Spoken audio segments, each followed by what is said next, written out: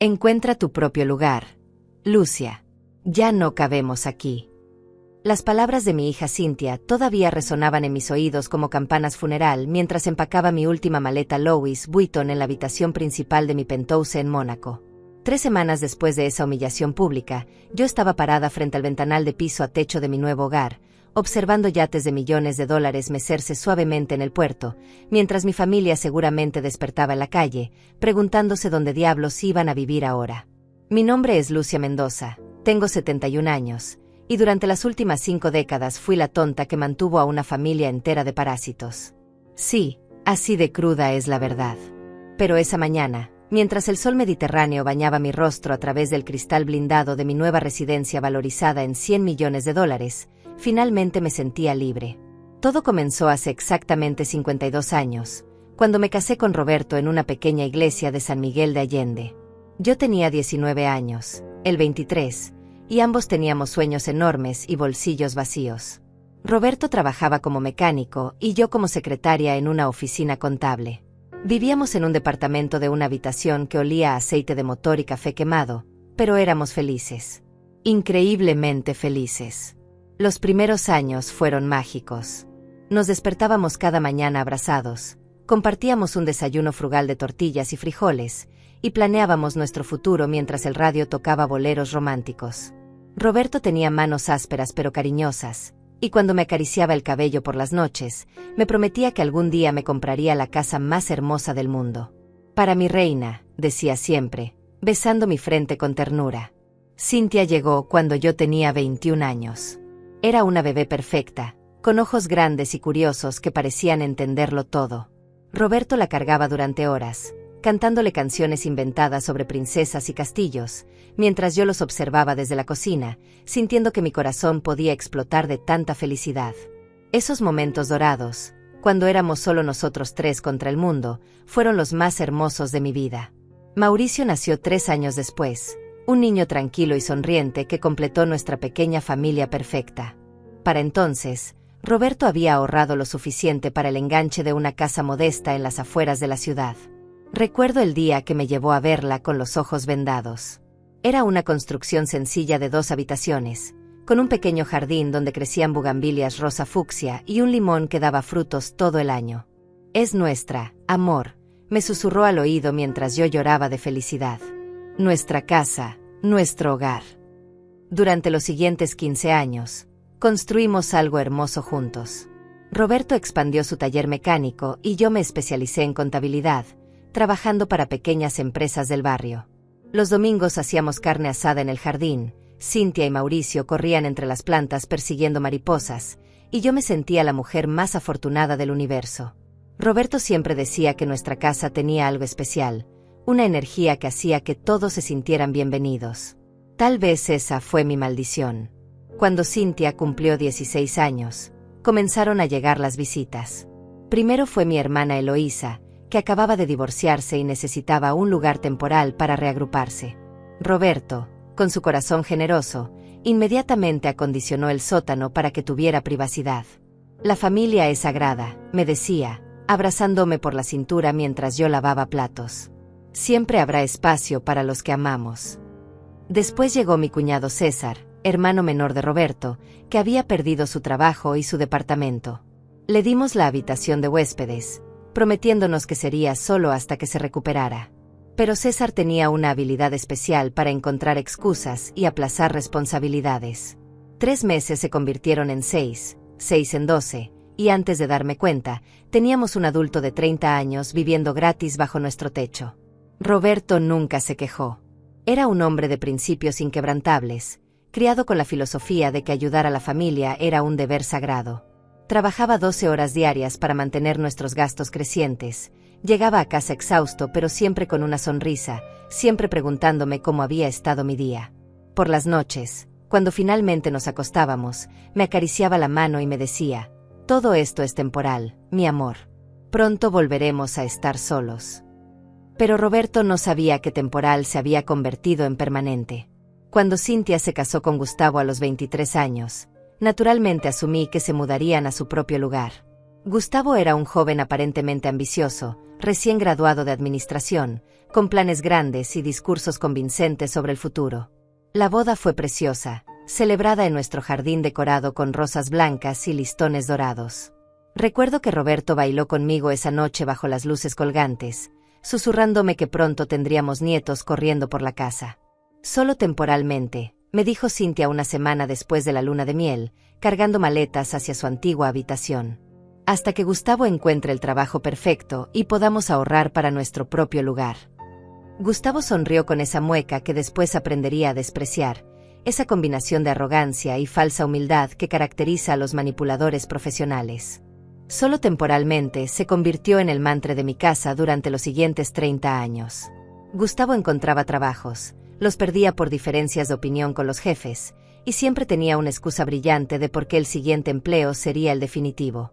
Mientras tanto, Roberto y yo seguíamos pagando la hipoteca, los servicios, la comida y los caprichos de una familia que crecía como maleza en temporada de lluvias.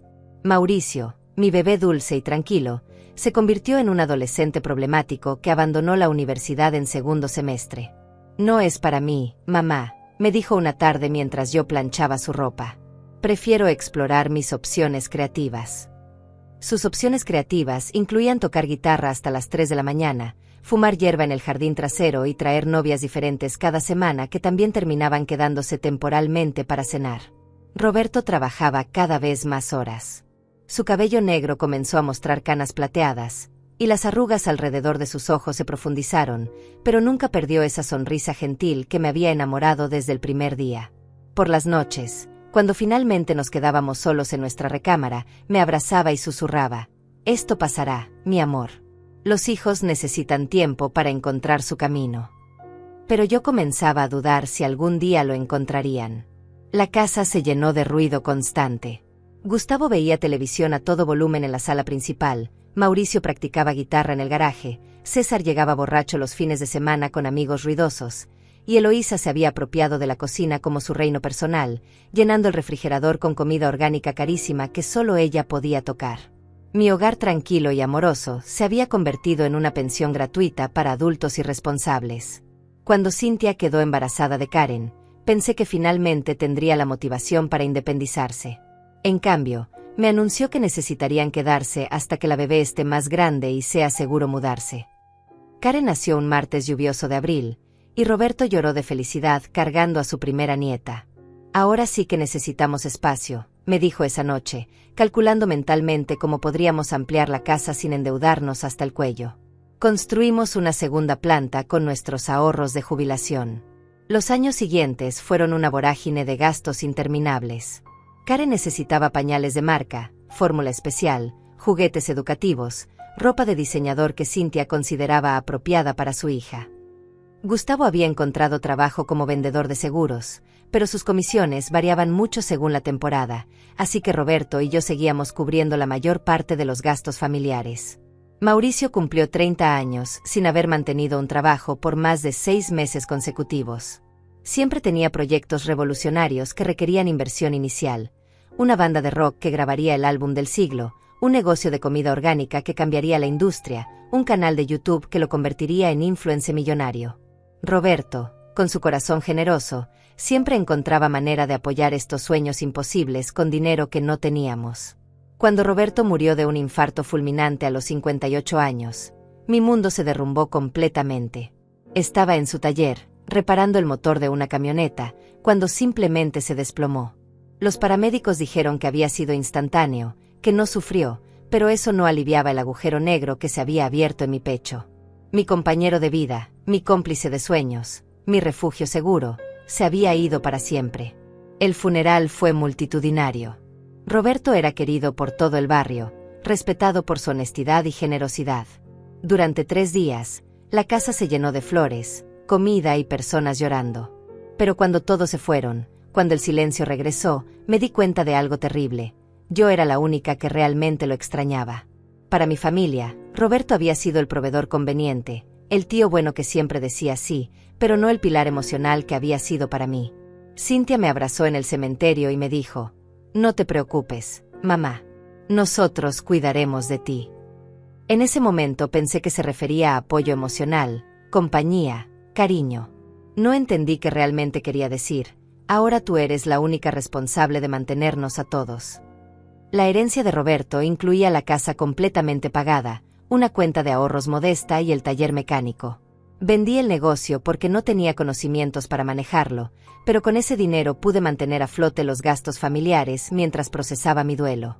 Durante meses caminé por la casa como fantasma, cocinando por inercia, lavando ropa por costumbre, existiendo sin realmente vivir. Mauricio se aprovechó de mi estado vulnerable. Mamá, necesito dinero para montar un estudio de grabación. Papá me había prometido ayudarme cuando tuviera los recursos. Mentira. Roberto siempre fue cuidadoso con las finanzas y jamás habría aprobado semejante gasto. Pero yo, sumida en la tristeza y la culpa, le di $20,000 de los ahorros.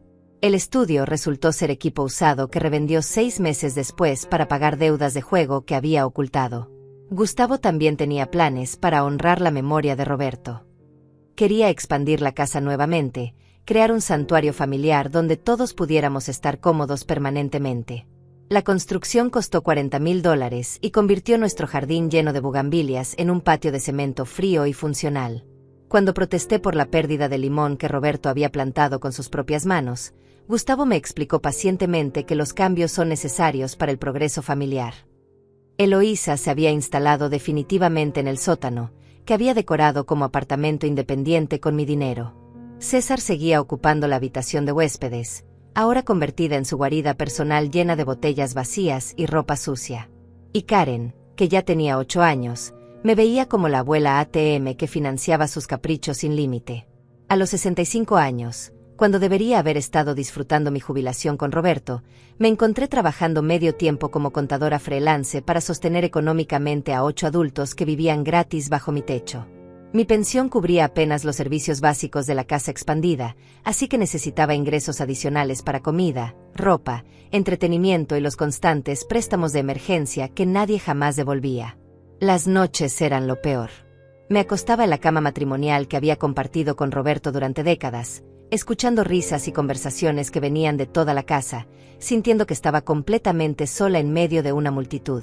Tocaba su lado vacío de la cama y le susurraba: ¿qué harías tú, mi amor?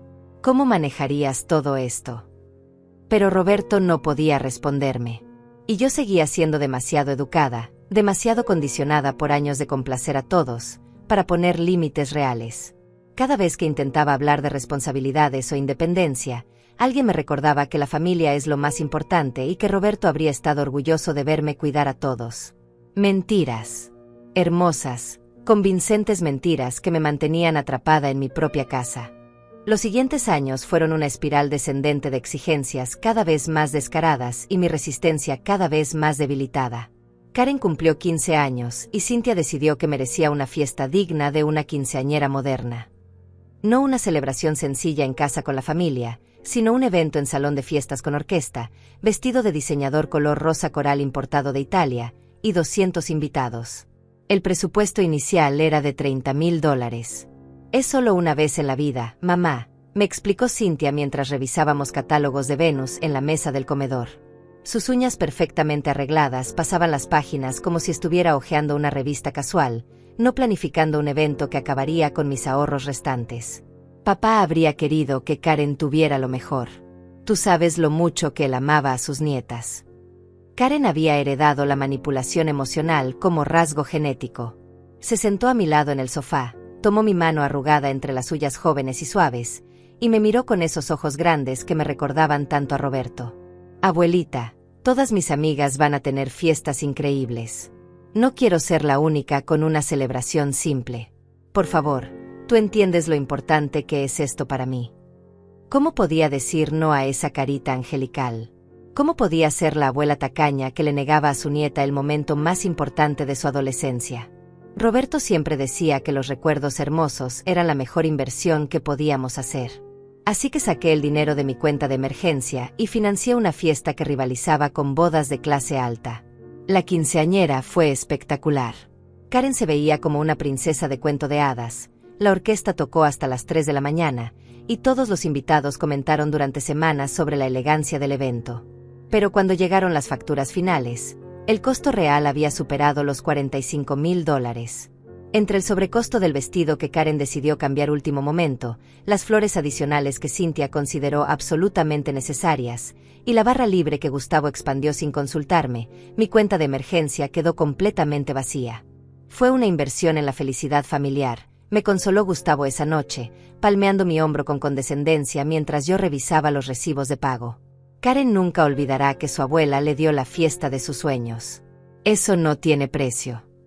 Mauricio, inspirado por la generosidad que había demostrado con su sobrina, decidió que era el momento perfecto para pedirme apoyo con su nuevo proyecto empresarial.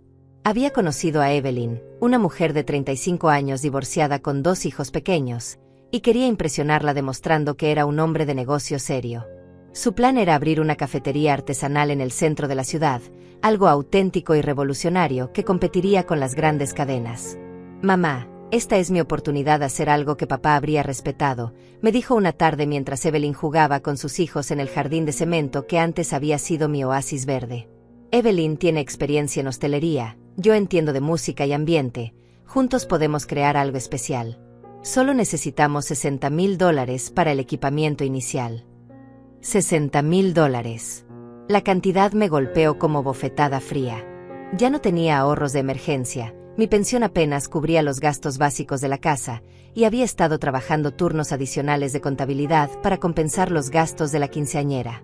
Pero Mauricio tenía esa mirada esperanzada que me recordaba al niño dulce que había sido, y Evelyn me sonreía desde el jardín como si ya fuera parte de la familia. «No tengo esa cantidad disponible inmediatamente», le expliqué, tratando de sonar firme pero cariñosa. «Tendríamos que explorar otras opciones, tal vez un préstamo bancario a tu nombre, o buscar inversionistas». «Los bancos no me dan crédito por mi historial laboral», me interrumpió con impaciencia.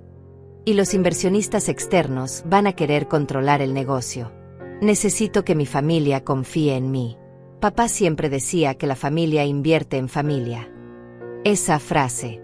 Siempre esa maldita frase que convertía cualquier negativa en traición familiar. Roberto había sido generoso, sí, pero también responsable y práctico. Jamás habría aprobado inversiones tan riesgosas con dinero que necesitábamos para sobrevivir. Pero yo estaba cansada de ser vista como la villana tacaña, cansada de decepcionar a mis hijos, cansada de cargar sola con todas las decisiones difíciles. Hipotequé la casa. El banco me aprobó un préstamo por $80,000, usando la propiedad como garantía. Era una decisión desesperada y peligrosa, pero la justifiqué diciéndome que la cafetería sería exitosa, que Mauricio finalmente había encontrado su vocación, que Evelyn aportaría la estabilidad que él necesitaba. Con $60,000 financié el negocio de mi hijo, y los $20,000 restantes los guardé como nuevo fondo de emergencia. La cafetería Alma Bohemia abrió con gran fanfarria 6 meses después. Mauricio había decorado el lugar con instrumentos musicales vintage, fotografías en blanco y negro de músicos famosos, y mesas de madera rústica que habían costado una fortuna. Evelyn manejaba la cocina con eficiencia profesional, preparando pasteles artesanales y bebidas de café gourmet. Durante las primeras semanas, el local se llenaba de curiosos y el ambiente era promisorio. Pero Mauricio seguía siendo Mauricio. En lugar de enfocarse en la administración del negocio, se obsesionó con convertir la cafetería en venue musical nocturno. Contrató bandas locales, instaló sistema de sonido profesional y comenzó a ofrecer noches de micrófono abierto que se extendían hasta altas horas. Los vecinos se quejaron del ruido, la clientela matutina dejó de venir por el ambiente de cantina y los costos operativos se dispararon sin aumento proporcional en ventas. Evelyn intentó mantener el equilibrio, pero Mauricio no escuchaba consejos. Estaba viviendo su fantasía de ser empresario rockstar, financiando su ego con mi dinero hipotecado. Cuando ella sugirió cambios prácticos para mejorar la rentabilidad, él la acusó de no creer en su visión artística. Cuando yo intenté hablar de números y flujo de caja, me dijo que no entendía la naturaleza creativa del emprendimiento moderno. Al año y medio, Alma Bohemia cerró definitivamente. Las deudas con proveedores superaban los $30,000. El equipo fue embargado para pagar parte de los compromisos, y Mauricio cayó en depresión profunda que lo mantuvo encerrado en su habitación durante 3 meses. Evelyn, comprensiblemente, terminó la relación y se mudó con sus hijos a otra ciudad. Yo quedé con una hipoteca de $80,000 sobre una casa que ya no se sentía como hogar, rodeada de adultos que me veían como cajero automático personal, pero que desaparecían cuando necesitaba apoyo emocional. Las mensualidades del préstamo consumían la mayor parte de mi pensión, obligándome a trabajar jornadas completas a los 68 años para mantener a flote la economía familiar. César había perdido otro trabajo y había comenzado a beber más sistemáticamente.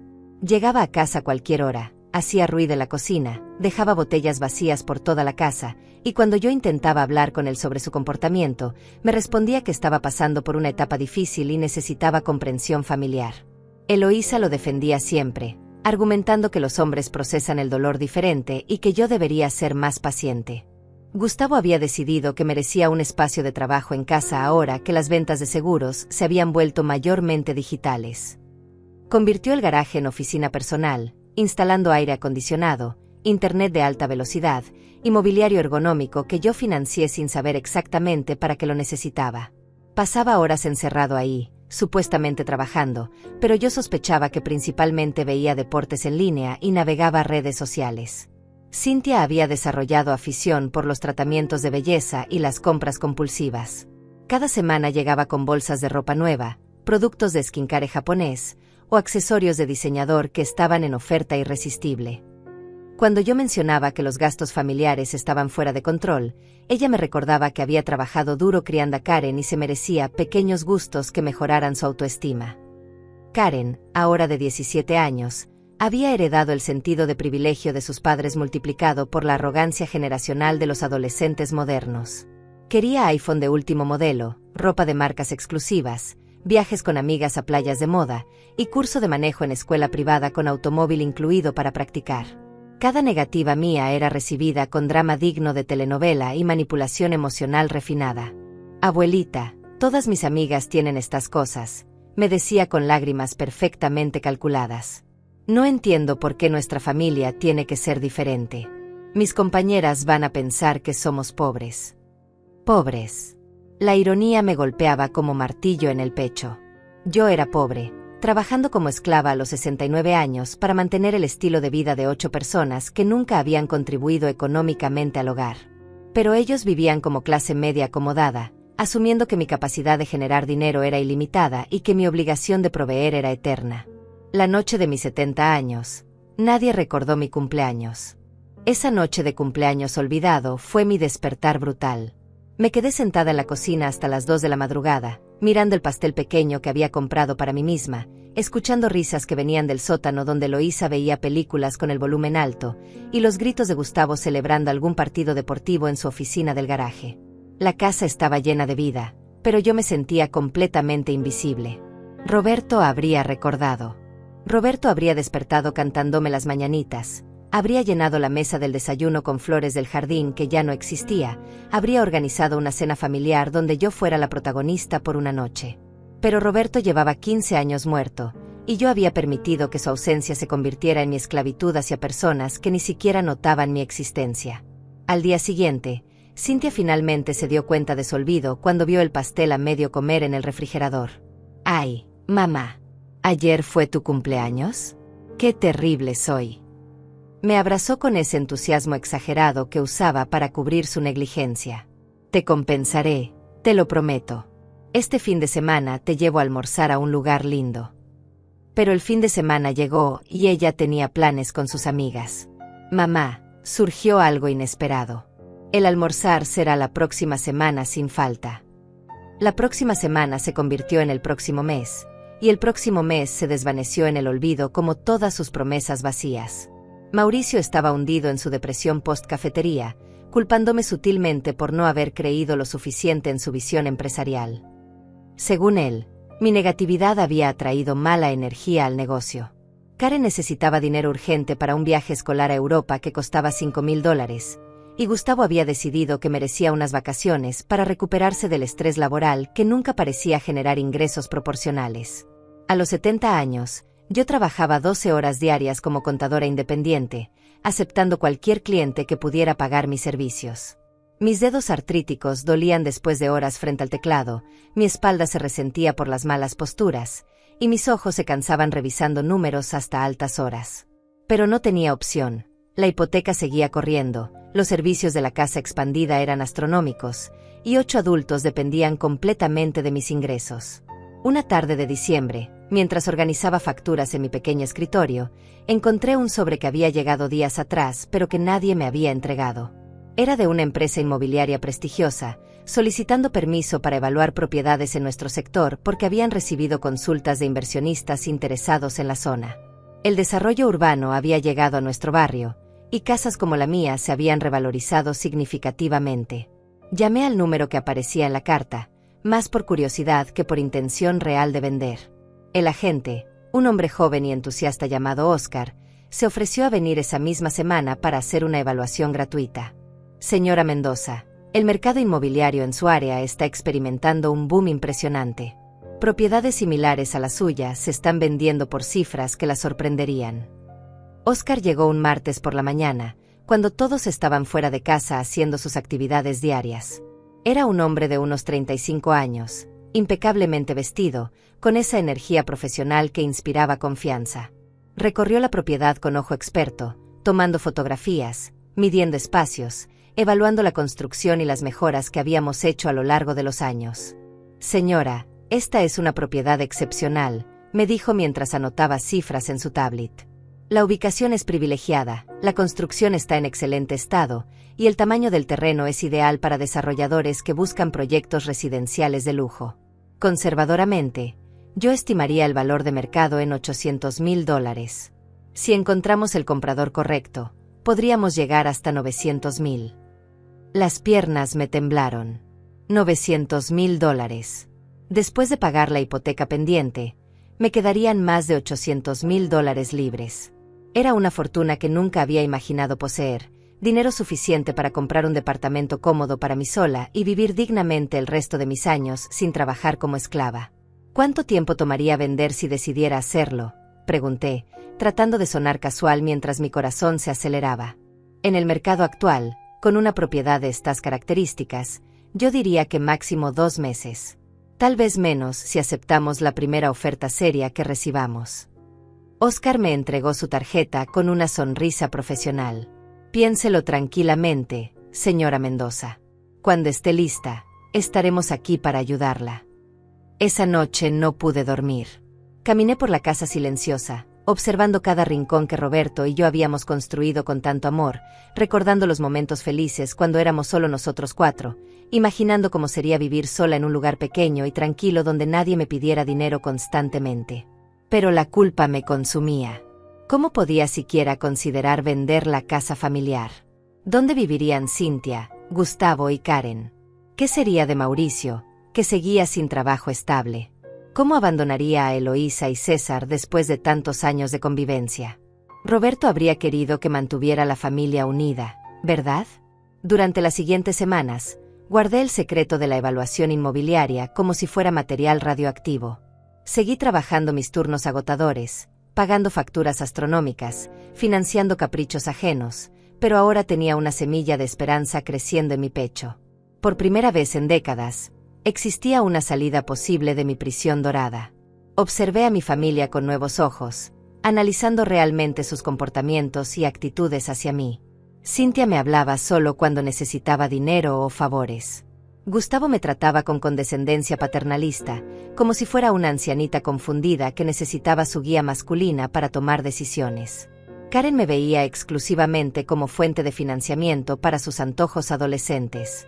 Mauricio había perfeccionado el arte de hacerme sentir culpable por no apoyar suficientemente sus sueños imposibles. Eloísa y César se habían instalado tan cómodamente en sus roles de huéspedes permanentes que habían dejado de fingir que su estadía era temporal. César traía amigos borrachos los fines de semana, convertía el sótano en cantina personal, y cuando yo protestaba por el ruido o el desorden, me recordaba que Roberto jamás habría sido tan intolerante con la familia. Una tarde de enero, mientras lavaba una montaña de platos que ninguno de ellos había lavado, me di cuenta de algo devastador. Yo no era parte de esta familia.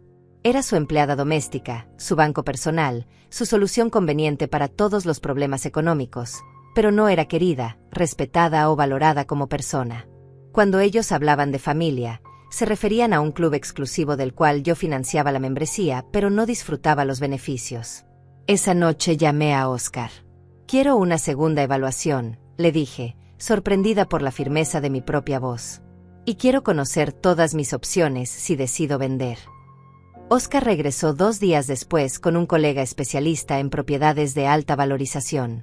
La segunda evaluación confirmó la primera. Mi casa valía entre $850,000 y $900,000, dependiendo de qué tan rápido quisiera vender y qué tipo de comprador encontráramos.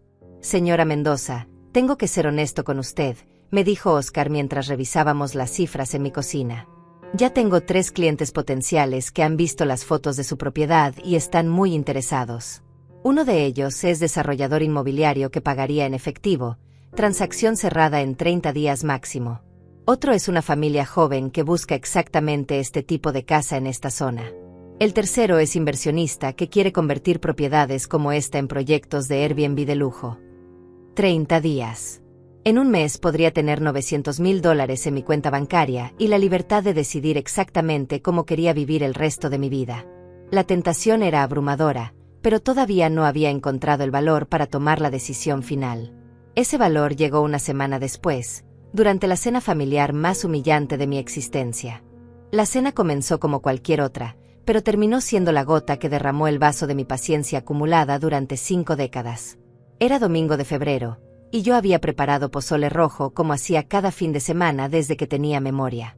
El aroma llenaba la casa expandida, y por un momento me sentí nostálgica recordando cuando Roberto se sentaba en la cabecera de la mesa, bendiciendo la comida y preguntándole a cada persona sobre su semana. Ahora la mesa estaba llena de adultos que masticaban en silencio, revisando sus teléfonos celulares, completamente desconectados unos de otros y de mí. Cynthia scrolleaba Instagram, mostrándole ocasionalmente fotos a Gustavo de viajes exóticos que sus amigas estaban haciendo.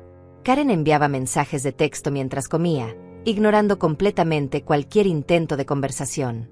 Mauricio había bajado de su habitación solo para comer, con el cabello grasoso y la misma camiseta que llevaba 3 días.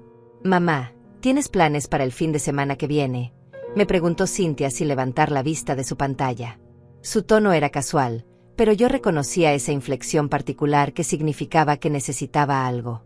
«Depende de qué necesites», respondí, sirviendo más pozole en el plato de César, que ya iba por su tercera porción sin haber pronunciado una sola palabra de agradecimiento. Es que Karen quiere ir a un spa con sus amigas para celebrar que terminaron los exámenes. Ya sabes, algo relajante antes de que empiecen las clases otra vez. Cynthia finalmente me miró, con esa sonrisa manipuladora que había perfeccionado desde adolescente. El paquete completo cuesta $2,500, pero incluye masajes, faciales, manicure, pedicure, y se quedan toda la noche en un resort precioso. $2,500 por un capricho adolescente. Mientras yo trabajaba turnos dobles para pagar la hipoteca que había sacado para financiar los sueños fallidos de Mauricio, mi nieta quería gastar el equivalente a 3 meses de servicios públicos en tratamientos de belleza. «Cynthia, esa cantidad es excesiva para una celebración de exámenes», le dije, tratando de mantener un tono calmado. «Tal vez podríamos encontrar algo más económico, o Karen podría ahorrar parte del dinero trabajando medio tiempo». «¿Trabajando?», intervino Karen con indignación adolescente. «Abuela, estoy en mi último año de preparatoria. No tengo tiempo para trabajar. Además, todas mis amigas van a este spa específico. No puedo ser la única que no vaya». Gustavo decidió apoyar a su hija con su sabiduría paterna característica. «Lucia, los jóvenes de ahora necesitan experiencias que construyan su autoestima y confianza social. Karen ha trabajado muy duro en la escuela, se merece esta recompensa. Además, $2,500 no es tanto dinero considerando todo lo que incluye el paquete». «No es tanto dinero». Las palabras me golpearon como bofetada helada.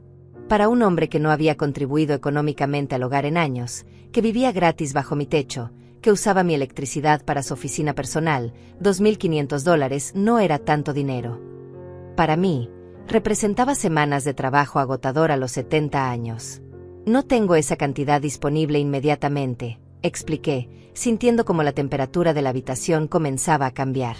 «Los gastos de la casa han estado muy altos últimamente, y necesito mantener algo de dinero para emergencias». «Mamá, siempre tienes excusas cuando se trata de darnos algo lindo», me interrumpió Cynthia con tono de víctima. Karen nunca pide nada extravagante. Esta es una oportunidad especial para que haga recuerdos hermosos con sus amigas antes de graduarse. Mauricio levantó la cabeza por primera vez durante la cena, aparentemente inspirado por la conversación sobre dinero. Hablando de oportunidades especiales, mamá, tengo una propuesta de negocio increíble que podría resolver todos nuestros problemas económicos permanentemente. El corazón me dio un vuelco. Otra oportunidad de negocio de Mauricio significaba otra catástrofe financiera que yo tendría que rescatar con dinero que no tenía. Un amigo mío está montando una empresa de marketing digital. Dice que si invierto $50,000 como socio inicial, puedo recuperar la inversión en 6 meses y después generar ingresos pasivos de por vida. Sus ojos brillaban con esa esperanza desesperada que siempre precedía sus fracasos empresariales.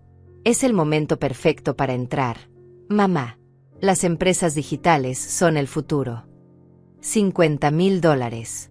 Después de la debacle de la cafetería, después de años de préstamos nunca devueltos, después de haber hipotecado la casa para financiar sus sueños imposibles, Mauricio quería otros $50,000 para otra aventura empresarial condenada al fracaso.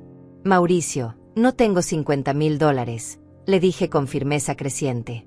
Y aunque los tuviera, no estaría dispuesta a invertir en otro proyecto sin plan de negocio serio, sin garantías, sin... Ahí está otra vez, me interrumpió con frustración. Siempre con la negatividad, siempre dudando de mis capacidades. Papá habría entendido que a veces hay que arriesgar para progresar. La mención de Roberto como justificación para sus irresponsabilidades me encendió por dentro. Roberto había sido generoso pero prudente, trabajador pero realista. Jamás habría aprobado tirar dinero bueno tras dinero malo en esquemas dudosos. No involucres a tu padre en esto, le dije con voz temblorosa de rabia contenida. Roberto trabajó duro por cada peso que ganó, y jamás habría apoyado inversiones irresponsables que pusieran en riesgo la estabilidad familiar. César eligió ese momento para contribuir a la conversación con su sabiduría alcohólica. Lucia, el problema es que te has vuelto muy agarrada con los años. Antes eras más generosa, más dispuesta a ayudar a la familia. Roberto te habría dicho que el dinero sirve para disfrutar la vida, no para guardarlo como avara. Agarrada. Avara. Después de 50 años de mantener a una familia entera, después de sacrificar mi jubilación, mi tranquilidad, mi dignidad por sus caprichos y irresponsabilidades, me estaban llamando tacaña porque finalmente había comenzado a cuestionar gastos desmedidos. Eloísa asintió sabiamente desde su lugar en la mesa. César tiene razón. Últimamente pareces diferente, más egoísta. La Lucia que yo conocía siempre ponía a la familia primero. Egoísta. Por trabajar 12 horas diarias a los 70 años para mantenerlos a todos. Egoísta por pagar una hipoteca que había sacado para financiar los sueños de mi hijo. Egoísta por cuestionar por qué mi nieta necesitaba un spa de $2,500 cuando yo no recordaba la última vez que había comprado ropa nueva para mí misma. Gustavo decidió convertirse en el portavoz oficial de la familia. Se limpió la boca con la servilleta, se recostó en su silla como patriarca declarando veredicto, y me miró con esa condescendencia paternalista que había perfeccionado durante años de vivir gratis bajo mi techo. Lucia, creo que es hora de tener una conversación honesta sobre la situación familiar. Comenzó con tono de reunión corporativa. Esta casa se ha vuelto muy pequeña para todos nosotros. Karen está creciendo y necesita más privacidad.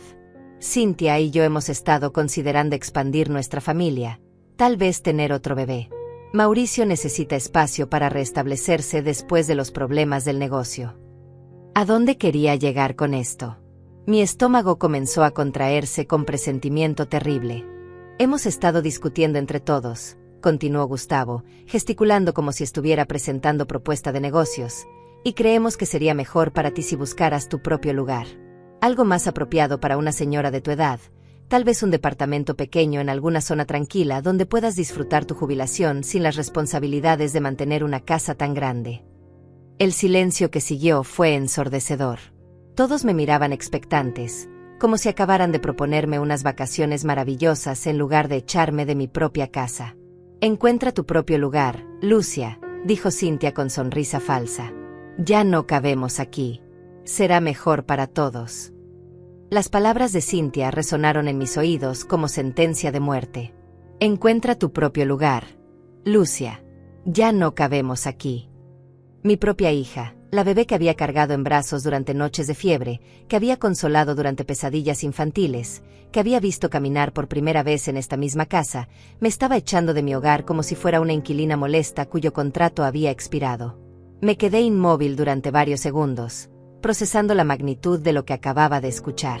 8 adultos que habían vivido gratis bajo mi techo durante décadas, que habían consumido mi dinero, mi energía, mi vida entera, me estaban pidiendo que me fuera para que ellos pudieran estar más cómodos en mi casa. ¿Me están echando?, pregunté con voz que no reconocía como mía, algo quebrada y pequeña que salía de mi garganta seca.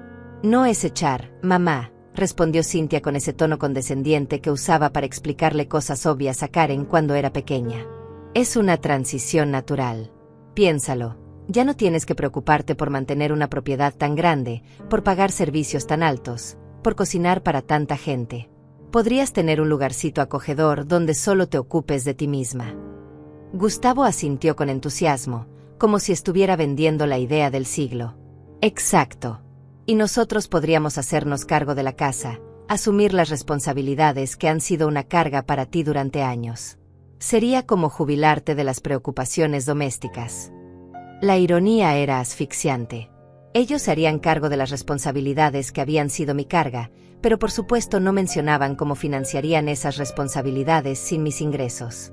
En su mente fantástica, la casa se mantendría sola por arte de magia una vez que yo desapareciera del panorama. ¿Y cómo van a pagar la hipoteca?, pregunté, sintiendo una extraña calma descendiendo sobre mí. ¿Los servicios? ¿La comida? ¿Los gastos que actualmente cubro con mi trabajo? Un silencio incómodo se extendió por la mesa. Miradas se cruzaron entre ellos como si fuera pregunta trampa que no habían considerado en su plan brillante. Mauricio se aclaró la garganta. Bueno, mamá, obviamente tendríamos que hacer algunos ajustes financieros. Tal vez todos contribuir un poco más, ser más independientes. Contribuir un poco más, repetí, sintiendo como la calma se transformaba en algo más peligroso. Mauricio, tú no has contribuido económicamente a esta casa en 5 años. Tu última contribución fue perder $60,000 de mi dinero en una cafetería que convertiste en cantina personal. Eso no es justo, protestó con indignación adolescente.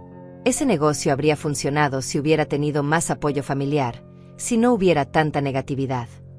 Negatividad, la palabra salió de mi boca como rugido. Llamás negatividad al hecho de que trabajé como esclava durante 2 años para pagar las deudas de tu fracaso empresarial. Cynthia intervino rápidamente, tratando de calmar la situación que se estaba saliendo de control. Mamá, no necesitamos revisar errores del pasado. Estamos hablando del futuro, de lo que es mejor para todos. Lo que es mejor para todos. Me levanté de la mesa, sintiendo como 70 años de frustración contenida comenzaban a hervir en mi pecho. ¿Saben qué sería mejor para todos? Que por una vez en sus vidas adultas se hicieran responsables de sus propias existencias. Karen, que había estado callada durante todo el intercambio, decidió contribuir con su perspectiva adolescente. Abuela, no entiendo por qué te enojas tanto. Solo estamos sugiriendo que tengas tu propio espacio. Mis amigas piensan que es raro que vivas con toda la familia a tu edad. A mi edad. Como si 70 años fuera sinónimo de estorbo social que necesitaba ser escondido para mantener las apariencias de normalidad familiar. ¿Y dónde exactamente sugieren que encuentre este lugar propio?, pregunté, mirando cada rostro alrededor de la mesa. ¿Con qué dinero?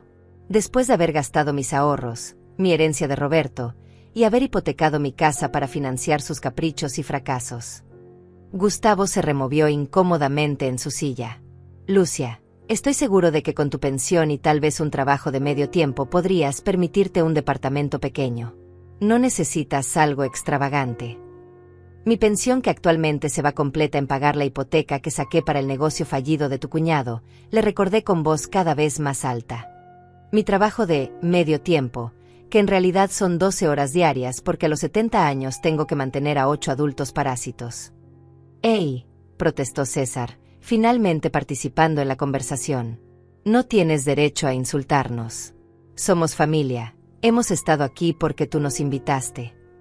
Yo los invité temporalmente, grité, perdiendo completamente la compostura. Temporalmente. Eloísa, llegaste hace 15 años por 6 meses después de tu divorcio.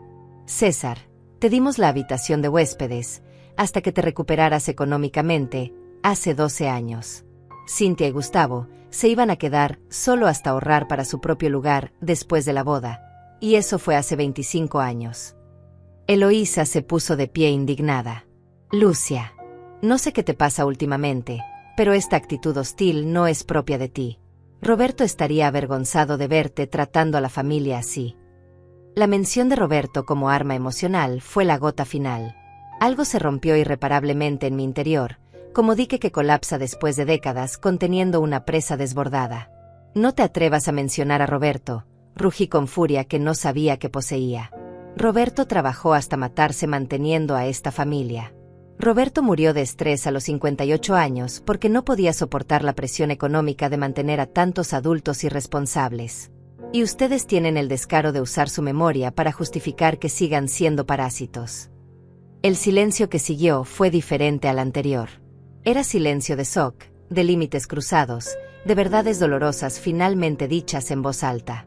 Todos me miraban como si me hubiera convertido en una extraña peligrosa, como si la abuela sumisa y generosa hubiera sido poseída por un demonio vengativo. Está bien, dijo Gustavo después de unos momentos, con voz controlada pero tensa. Creo que todos necesitamos calmarnos y pensar las cosas con cabeza fría. Tal vez esta conversación se salió de control. No, lo interrumpí con firmeza que me sorprendió a mí misma. Esta conversación necesitaba suceder hace 20 años. Ustedes quieren que me vaya de mi casa, que encuentre mi propio lugar, que los deje vivir cómodamente la propiedad que yo pago, que yo mantengo, que yo financio con mi trabajo. Caminé lentamente alrededor de la mesa, mirando cada rostro como si los viera por primera vez en mi vida. Cintia, tú me pediste que financiara tu boda, tu luna de miel, la quinceañera de Karen, tus tratamientos de belleza, tu ropa de diseñador, y ahora quieres que financie un spa de $2,500 para tu hija mientras me echas de mi propia casa. Cintia bajó la mirada, incapaz de sostener mis ojos. Gustavo, tú has vivido gratis aquí durante 25 años. Convertiste mi garaje en tu oficina personal, nunca has pagado un peso de servicios, y ahora me dices que busque mi propio lugar porque ya no cabemos aquí. Gustavo estudió intensamente su plato de pozole, como si contuviera secretos del universo. Mauricio, hijo mío, te he dado dinero para todos tus proyectos fallidos, hipotequé la casa para tu cafetería desastrosa, y ahora quieres $50,000 más para otra aventura empresarial mientras sugieres que me vaya para que tengas más espacio. Mauricio se encogió en su silla como niño regañado.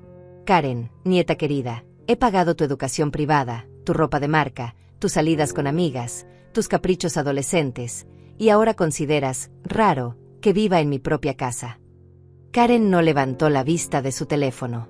Eloísa, César, han vivido como huéspedes permanentes durante más de una década, sin contribuir económicamente, y ahora me dicen que soy egoísta porque finalmente cuestiono esta situación insostenible. Terminé mi recorrido de vuelta en mi lugar en la mesa, pero ya no me senté. Me quedé de pie, sintiendo una energía extraña corriendo por mis venas, algo que no había sentido en décadas. Tienen razón en una cosa, dije con voz que sonaba diferente, más fuerte, más segura. Es hora de que encuentre mi propio lugar. Pero no de la manera que ustedes imaginan. Esa noche, después de que todos se retiraran a sus respectivas habitaciones con el ambiente tenso flotando por toda la casa, me senté en mi cama matrimonial y marqué el número de Oscar. Eran las 11 de la noche, pero necesitaba hablar con alguien que entendiera mi situación sin juzgarme por años de decisiones que ahora parecían obviamente erróneas. Señora Mendoza, qué sorpresa escuchar de usted tan tarde, respondió Oscar con voz profesional pero amable. Está todo bien. Oscar, quiero vender la casa, le dije sin preámbulos. Lo más rápido posible. Ese desarrollador que mencionó, el que paga en efectivo, sigue interesado. Hubo una pausa breve. Por supuesto, señora. De hecho, he estado en contacto con él esta semana sobre otra propiedad, y mencionó específicamente que su casa sigue siendo su primera opción. ¿Puedo preguntarle qué la motivó a tomar esta decisión? Digamos que mi familia me ayudó a ver las cosas con más claridad, respondí con ironía amarga. ¿Cuánto tiempo necesitaríamos para cerrar la venta? Si todo va bien, Podríamos tener contratos firmados en una semana y cierre de operación en 3 semanas máximo. El desarrollador tiene financiamiento preaprobado y está ansioso por comenzar su proyecto. La eficiencia en la voz de Oscar me tranquilizó. ¿Necesita ayuda para encontrar una nueva propiedad?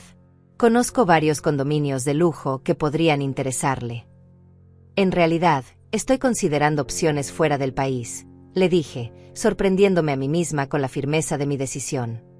Algo completamente diferente. Después de colgar con Oscar, me senté frente a mi laptop y comencé a investigar algo que había sido fantasía secreta durante años: vivir en Europa. Roberto y yo habíamos soñado con viajar a España e Italia cuando nos jubiláramos, pero su muerte prematura había enterrado esos planes junto con muchos otros sueños. Durante las siguientes horas, navegué websites de propiedades inmobiliarias en Mónaco, España, Portugal, Italia. Los precios me sorprendieron gratamente. Con $800,000 podía comprar un apartamento espectacular con vista al mar Mediterráneo, algo impensable en mi ciudad natal. Mónaco especialmente me llamaba la atención. Pequeño, seguro, elegante, perfecto para una mujer de mi edad que quería tranquilidad y dignidad. Encontré un penthouse en Montecarlo que me dejó sin aliento. 3 habitaciones, 2 baños, terraza enorme con vista panorámica al puerto, edificio con seguridad 24 horas, gimnasio, spa, servicio de concierge. El precio era 900,000 euros, aproximadamente $1.000.000. Sería ajustado, pero factible si vendía la casa por buen precio y manejaba bien mi dinero restante. Los siguientes días fueron de planificación silenciosa. Cada mañana desayunaba con mi familia como si nada hubiera cambiado, escuchaba sus quejas habituales, respondía a sus peticiones de dinero con evasivas diplomáticas, y sonreía cuando me preguntaban si había reflexionado sobre su sugerencia de mudarme.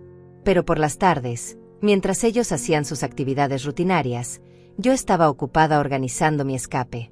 Contacté al agente inmobiliario en Mónaco, quien confirmó que el penthouse seguía disponible y podía manejarse la transacción completamente remota.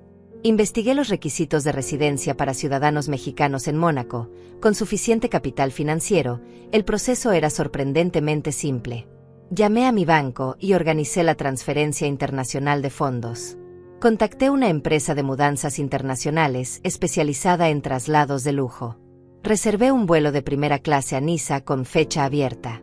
Cada paso me daba más confianza, más sensación de control sobre mi propia vida que no había sentido en décadas. El miércoles por la mañana, Oscar llegó con los contratos de venta.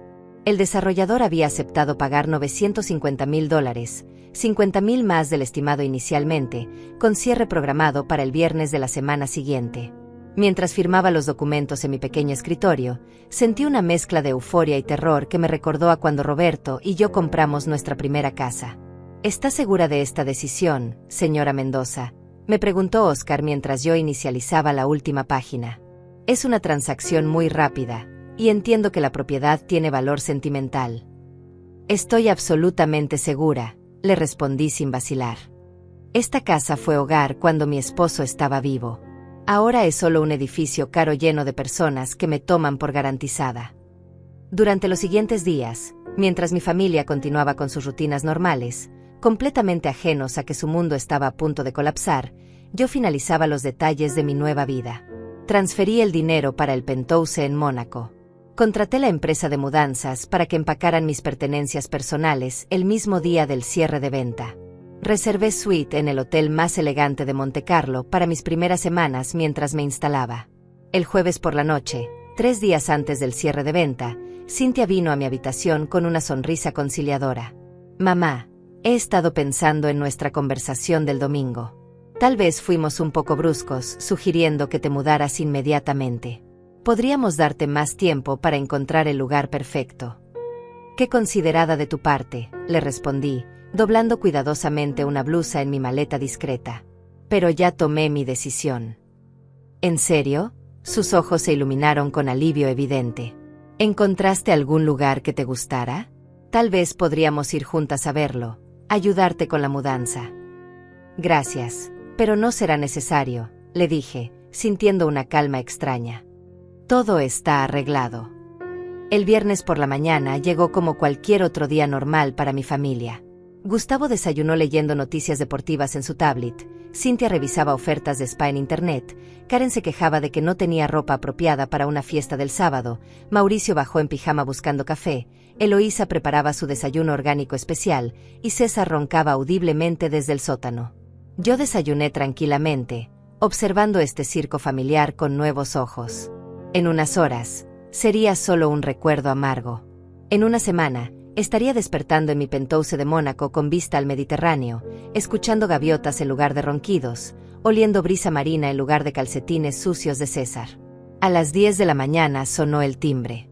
Era Óscar acompañado del desarrollador, un hombre elegante de unos 50 años llamado Iván, y un notario público para formalizar la transacción. También llegaron los camiones de mudanza, enormes vehículos blancos con logos de empresa internacional de traslados de lujo. Gustavo abrió la puerta confundido. Buenos días. Creo que hay algún error. No estamos esperando ninguna visita. No hay error, le dije, apareciendo detrás de él con los contratos de venta en la mano. Señores, pasen por favor. Lucia Mendoza, mucho gusto. El desenvolvimiento de los eventos siguientes fue como película en cámara lenta. Primero la confusión, después la incredulidad, luego el pánico, finalmente la desesperación. Mi familia se reunió en la sala como consejo de guerra de emergencia, todos hablando al mismo tiempo, todos tratando de entender cómo su mundo seguro y cómodo estaba desintegrándose frente a sus ojos. «Vendiste la casa sin decirnos», gritó Cynthia con voz histérica. «¿Cómo puedes hacer esto? Vivimos aquí. Es nuestro hogar». «Es mi casa», le recordé con calma. «Siempre ha sido mi casa. Ustedes han sido huéspedes que se quedaron mucho más tiempo del planeado». Mauricio se paseaba por la sala como animal enjaulado. «Mamá, esto es locura. ¿Dónde vamos a vivir? ¿Dónde me voy a quedar mientras busco trabajo?» «Esas son decisiones que deberían haber tomado hace años», le respondí, firmando los últimos documentos mientras el notario revisaba todo meticulosamente. Gustavo intentó tomar control de la situación con su autoridad masculina habitual. «Lucia, esto es completamente irracional. No puedes tomar decisiones tan drásticas sin consultar a la familia. Podemos buscar soluciones, hacer arreglos financieros». «Los únicos arreglos financieros que necesito son los que estoy haciendo ahora», le dije, aceptando el cheque de $950,000 que Iván me extendía con sonrisa profesional. Karen comenzó a llorar dramáticamente.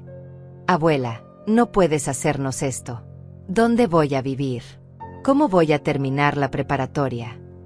«Tus padres tendrán que resolver eso», le dije, sintiendo una puntada de culpa que rápidamente sofoqué. «Son adultos responsables, ¿verdad?»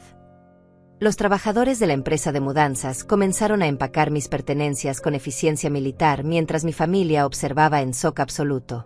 Habían llegado con cajas etiquetadas, papel burbuja y equipamiento especializado para transportar objetos delicados internacionalmente. Cada movimiento suyo era recordatorio visual de que esto no era amenaza vacía o berrinche temporal, era ejecución meticulosa de un plan cuidadosamente diseñado. «¿Internacionalmente?», preguntó Eloísa con voz temblorosa cuando escuchó a uno de los trabajadores confirmar la dirección de entrega en Mónaco. «Te vas del país». «Me voy a vivir mi vida», le respondí, supervisando cómo empacaban cuidadosamente las fotografías de Roberto y mías de nuestra luna de miel. Algo que debería haber hecho hace años. César había bajado del sótano en pantuflas y camiseta interior, todavía oliendo a alcohol de la noche anterior. «Lucia, no puedes hacer esto. ¿Dónde voy a vivir? No tengo trabajo, no tengo dinero ahorrado». «Tienes 53 años, César», le dije sin voltear a mirarlo. «Tal vez es hora de que aprendas a vivir como adulto independiente». Gustavo intentó una aproximación más calculada, sentándose en el sofá como si fuéramos a tener negociación civilizada. «Lucia, entiendo que estés molesta por la conversación del domingo. Tal vez no expresamos nuestras preocupaciones de la mejor manera. Pero vendiendo la casa tan precipitadamente, estás castigando a toda la familia por un malentendido». «¿Malentendido?», repetí, finalmente volteando a mirarlo directamente. «Gustavo, tú me dijiste textualmente que buscara mi propio lugar porque ya no cabían aquí. Eso es exactamente lo que estoy haciendo». «Pero no nos referíamos a que vendieras la casa familiar», protestó Cynthia, con lágrimas reales corriendo por sus mejillas. Pensamos que podrías rentar un departamento cercano, algo temporal hasta que encontráramos mejor solución. ¿Qué mejor solución?, pregunté, cruzando los brazos. ¿Esperaban que trabajara hasta morirme para mantenerlos cómodos para siempre? ¿Que sacrificara los últimos años de mi vida sosteniendo a 8 adultos que nunca han demostrado intención real de independizarse? Karen se acercó con esa manipulación emocional que había heredado genéticamente. Abuela, por favor reconsidera esto. Prometo que voy a cambiar, que voy a ser más responsable, que voy a conseguir trabajo de medio tiempo. Karen, tienes 17 años. Tu responsabilidad es estudiar y prepararte para la universidad, le dije con más gentileza. La responsabilidad de mantenerte económicamente es de tus padres, no mía. Mauricio había estado callado durante varios minutos, probablemente procesando las implicaciones reales de la situación. Finalmente explotó con rabia que no había mostrado desde adolescente. Esto es increíble. Después de todo lo que hemos hecho por ti, nos abandonas así. Todo lo que han hecho por mí, la pregunta salió como risa amarga. Mauricio, ¿podrías explicarme exactamente qué han hecho por mí durante los últimos 15 años? Te hemos dado compañía, te hemos cuidado después de que papá murió, hemos sido tu familia. Me han dado compañía cuando necesitaban dinero, lo interrumpí. Me han cuidado, permitiendo que trabajara como esclava para mantenerlos. Y han sido mi familia solo cuando les convenía económicamente. Iván, el desarrollador, se acercó discretamente. Señora Mendoza, todos los documentos están en orden. Las llaves pueden ser transferidas en cualquier momento que usted esté lista. Estoy lista ahora, le dije, sacando las llaves de la casa de mi bolsa. Eran las mismas llaves que Roberto me había entregado con tanto orgullo 37 años atrás, cuando compramos nuestra primera casa juntos. Por un momento sentí punzada de nostalgia, pero la sofoqué rápidamente. Roberto había muerto. Esta casa se había convertido en prisión. Era momento de ser libre. «Espera», gritó Cynthia desesperadamente. «No puedes entregárselas así nomás.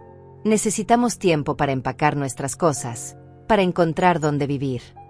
«Tienen hasta las 6 de la tarde», les informó Iván con cortesía profesional.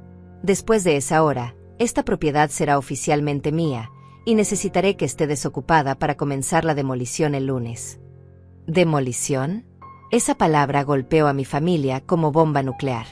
La casa que habían considerado suya para siempre no solo estaba siendo vendida, iba a ser completamente destruida para construir un desarrollo de condominios de lujo. «Van a tirar la casa», susurró Karen con horror genuino. «Van a construir algo mejor», le expliqué. «Condominios modernos para familias que puedan pagarlos con su propio dinero». Los trabajadores de mudanza habían terminado de empacar mis pertenencias esenciales. El resto de los muebles y objetos los estaba dejando porque mi nueva vida no tenía espacio para rastros del pasado. Mi penthouse en Mónaco estaría completamente amueblado con piezas modernas y elegantes, sin recuerdos dolorosos de décadas de explotación familiar. «Señora, ¿lista para partir?», me preguntó el supervisor de mudanza. «Completamente lista», respondí, tomando mi maleta de mano y mi bolsa personal. Eloísa me bloqueó el paso hacia la puerta con lágrimas en los ojos. «Lucia, por favor. Somos hermanas. Hemos estado juntas desde que éramos niñas. No puedes abandonarme así». «Eloísa, tú me abandonaste hace 15 años cuando decidiste que mi casa era hotel gratuito permanente», le dije, esquivándola gentilmente. «Nunca fuiste mi hermana aquí. Fuiste mi huésped que se aprovechó de mi generosidad». César intentó una última apelación emocional. «Roberto se estaría revolcando en su tumba viendo lo que estás haciendo a la familia que él tanto amó». Esa fue la gota que derramó el vaso de mi paciencia residual. Me volteé hacia él con furia que había estado conteniendo durante años. «Roberto se estaría revolcando en su tumba viendo cómo ustedes me convirtieron en esclava después de su muerte», grité con voz que resonó por toda la casa. «Roberto trabajó hasta matarse manteniendo a esta familia. Y ustedes tienen el descaro de usar su memoria para justificar que sigan siendo parásitos». Caminé hacia la puerta principal, pero Gustavo me interceptó con una última jugada desesperada. «Lucia, si te vas así, nunca podrás volver. Una vez que cruces esa puerta, no habrá familia esperándote aquí». Me detuve y lo miré directamente a los ojos. Gustavo, hace años que no hay familia aquí. Solo hay personas que viven gratis de mi trabajo. ¿Y si te enfermas? ¿Si necesitas ayuda? ¿Si te sientes sola? Preguntó Cynthia con último intento de manipulación. ¿Quién va a cuidar de ti en un país extranjero? Contrataré cuidadores profesionales con mi propio dinero, le respondí. Será más barato y más eficiente que mantener a 8 adultos que fingen amarme. Mauricio hizo último esfuerzo emocional. Mamá, sé que estás enojada, pero esto es demasiado extremo. Podemos cambiar, podemos ser mejor familia. Mauricio, han tenido décadas para cambiar, le dije con cansancio infinito. La única que va a cambiar ahora soy yo.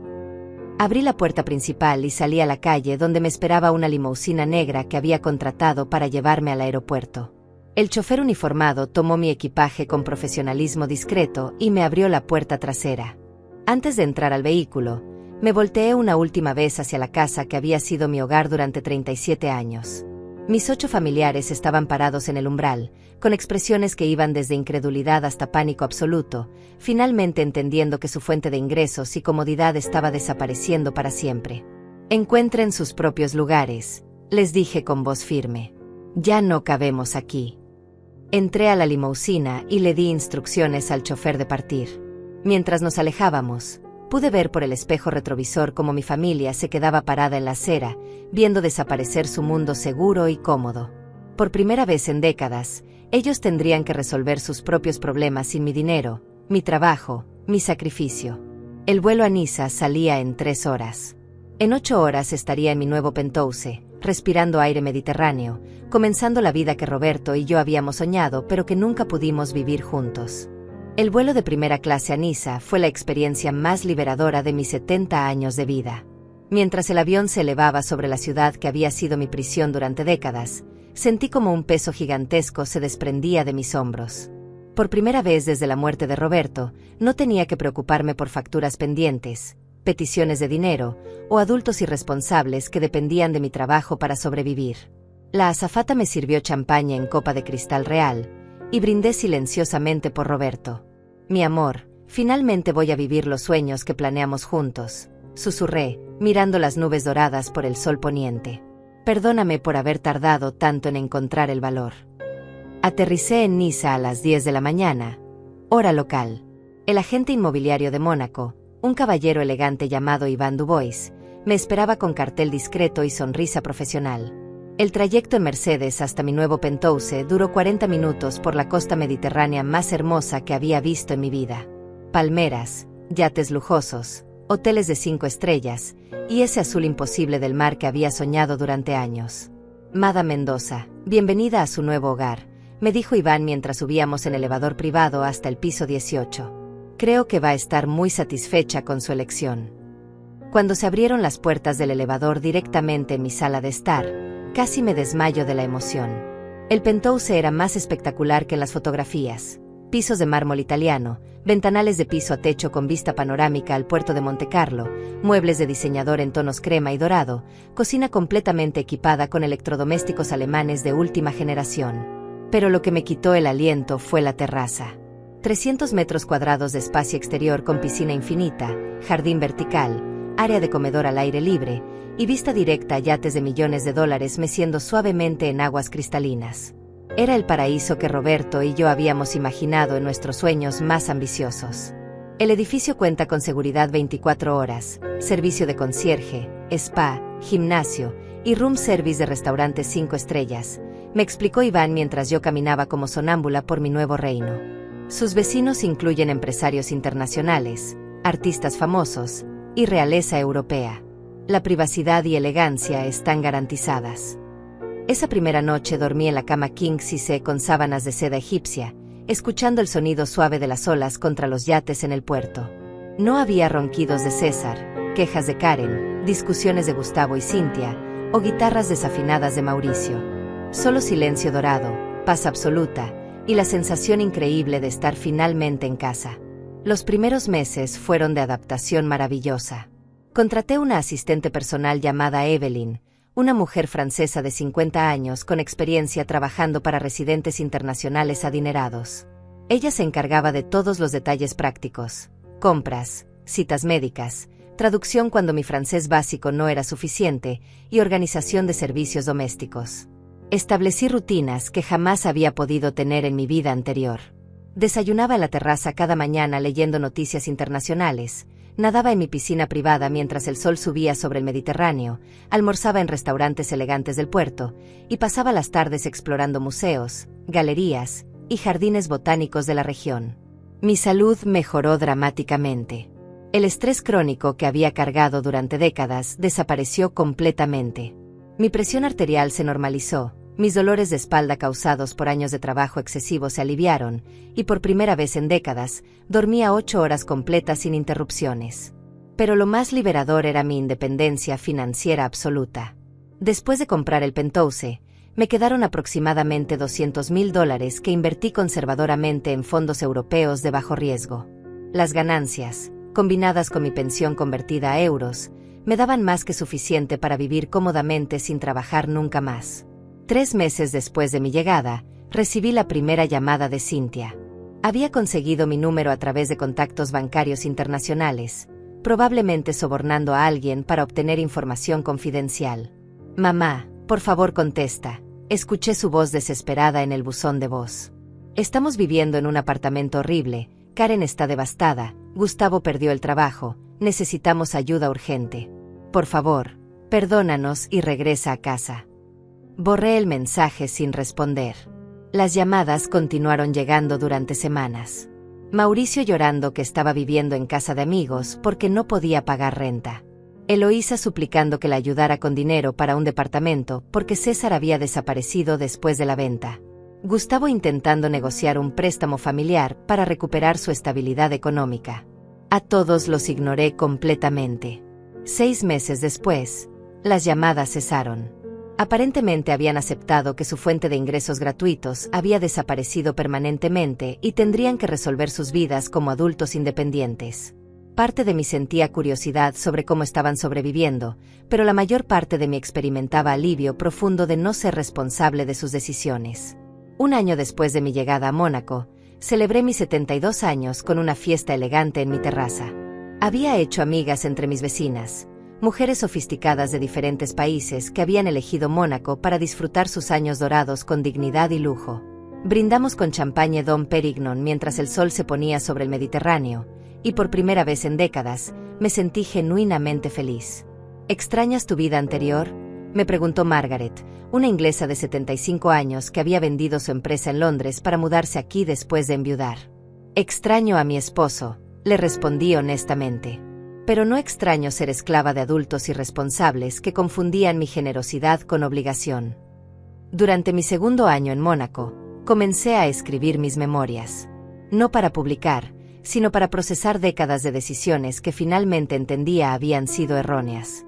Escribir sobre Roberto me ayudó a recordar al hombre que realmente había sido, generoso pero no tonto, amoroso pero no exploitable, familiar pero no mártir. Roberto habría estado orgulloso de mi decisión final. Él siempre quiso que fuera feliz, que disfrutara la vida, que no sacrificara mi bienestar por personas que no lo apreciaban. Su muerte prematura había sido causada precisamente por el estrés de mantener a una familia que tomaba su trabajo como garantizado. En mi tercer año aquí, finalmente encontré paz completa.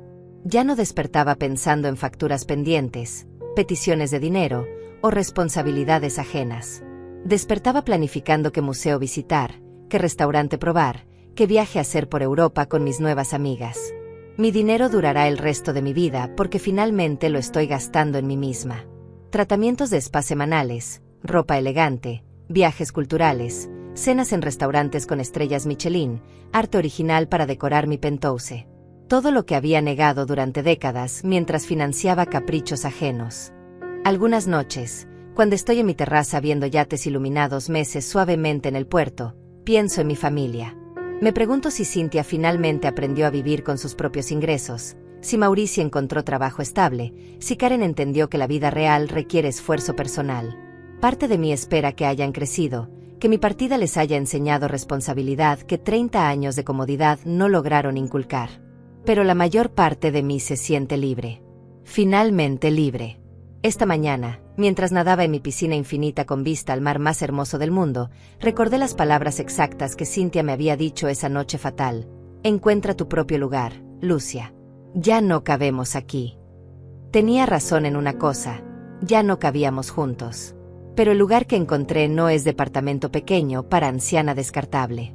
Es un palacio dorado donde finalmente puedo vivir como la reina que Roberto siempre me dijo que era. Encontré mi lugar. Y aquí, en mi penthouse de 100 millones de dólares con vista al paraíso mediterráneo, finalmente quepo perfectamente.